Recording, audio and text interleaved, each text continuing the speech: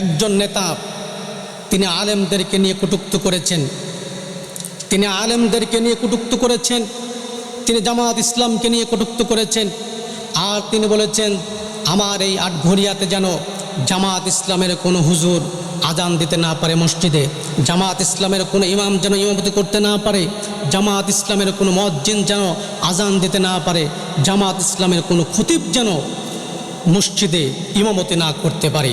আমি হাবিবুর রহমান হাবিবকে বলি যে শোনো, এই বাংলাদেশ সহ গোটা মসজিদের দায়িত্ব হলো আলেম ওলামাদের, কথা বলুন ঠিক কিনা?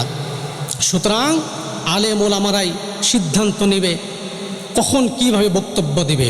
সুতরাং আমি বলতে চাই যে শোনো, যেই কথা বলেছ জামাত ইসলামের কোনো আলেম ইমামতি করতে পারবে না, আমি বলতে চাই এই গোটা আটঘরিয়ার মসজিদ কি তোমার বাবার মসজিদ নাকি যে তুমি আলেমদেরকে নিয়ে এই ধরনের কুরুচি বক্তব্য দেবে? সুতরাং আমি বলতে চাই তোমার এই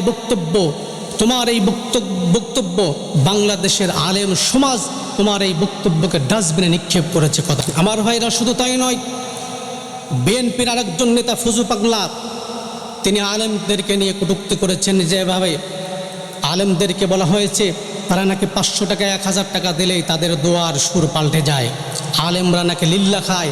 আমি বলি আলেমরা কেন লিল্লা খাবে? সারা পৃথিবীর মানুষে লিল্লা খায়। লিল্লা খায় মানে আল্লাহর খাবারই, আল্লাহর পক্ষ থেকে খাবার খাওয়া মানেই লিল্লা খাওয়া। আলেমরা লিল্লা খায় আল্লাহর পক্ষ থেকে, তুমিও তো লিল্লা খাও। প্রিয় ভাইরা, এই জন্য আলেমদেরকে নিয়ে আর বাজে মন্তব্য করা যাবে না, আলেমদেরকে নিয়ে বাজে কটূক্তি করা যাবে না। আলেমদেরকে নিয়ে বাজে মন্তব্য করেছিল যারা, আমার ভাইরা বাংলাদেশ থেকে পালিয়েছে যারা, তারা। সুতরাং আলেমদের বিরুদ্ধে যদি এখনও তোমরা বক্তব্য দাও, আলেমদের বিরুদ্ধে যদি এখনও তোমরা কটূক্তি করো, তোমাদের যেই অবস্থা হবে সামনে আওয়ামী লীগের যেই অবস্থা হয়েছে, তোমাদের তার থেকেও পূর্ণিত হবে। কথা বলুন ঠিক কিনা? প্রিয় বন্ধুগণ, এই জন্য আল্লাহ নবী বলেছেন, বিশ্বনবীজি বলেছেন, সে আমার দলভুক্ত নয়, সে আমার দলের অন্তর্ভুক্ত হতে পারে না যে বা জানা আলেমদেরকে সম্মান করতে জানে না।